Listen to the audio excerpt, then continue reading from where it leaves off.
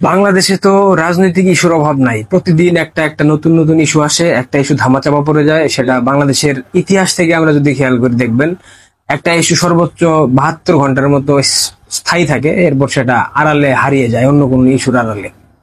তো সেটাই হয়েছে।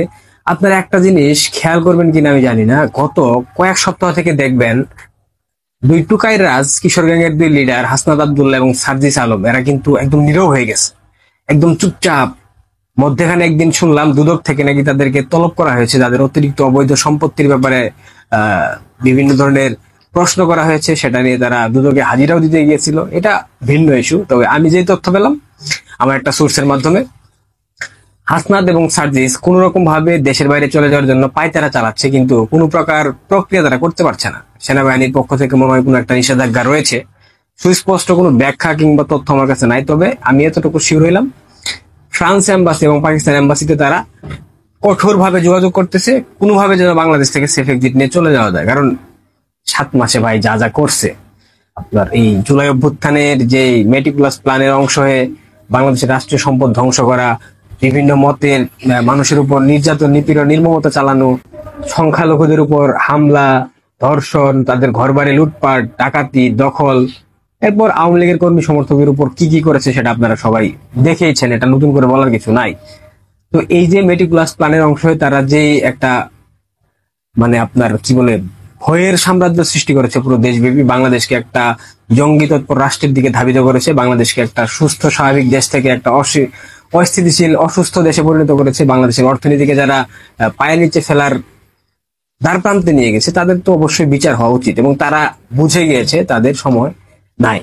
সেই জন্যই তারা পাকিস্তান এম্বাসির কিছু তাদের যে তথাকথিত দালাল হত্যাকর্তা রয়েছে, যাদের পরিকল্পনার অংশ হয়ে তারা বাংলাদেশকে ধ্বংসের দ্বার প্রান্তে ঠেলে দিয়েছে, তাদের সহায়তা এবং তাদের চাওয়াতে, তাদের আপনার প্রতিশ্রুতিতে কিংবা এও বলতে পারেন তাদের পরামর্শে তারা এখন চুপচাপ রয়েছে, যাতে করে তাদের ইস্যুটা কিছুদিনের জন্য ধামাচাপা পড়ে যায়, এবং ধামাচাপা পড়ে যাওয়ার পর তারা যেন খুব সুন্দরভাবে দেশ থেকে পালাইতে পারে।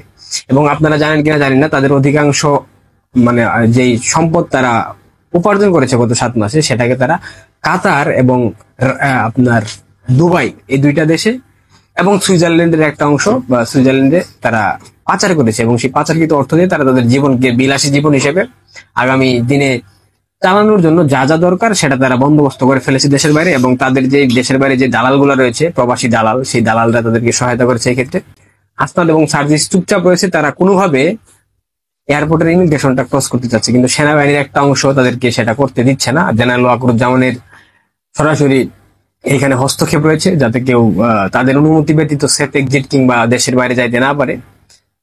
তো দেখা যাক কি হয়। তবে ডক্টর মোহাম্মদ ইউনূসের আশেপাশে যারা রয়েছে আফিমখোর, সবগুলাই তো আসলে বাটপার।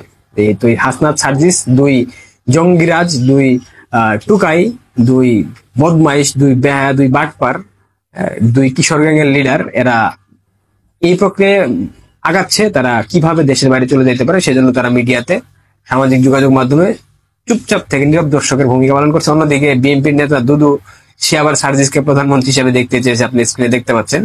এ ধরনের পিকিউলিয়ার সরকার, পিকিউলিয়ার তাদের ব্যবস্থাপনা, পিকিউলিয়ার তাদের কর্মকাণ্ড, সবকিছু মিলিয়ে এদেরকে আসলে বাংলাদেশের মানুষ কখনোই মাফ করবে কিনা যথেষ্ট সন্দেহ রয়েছে।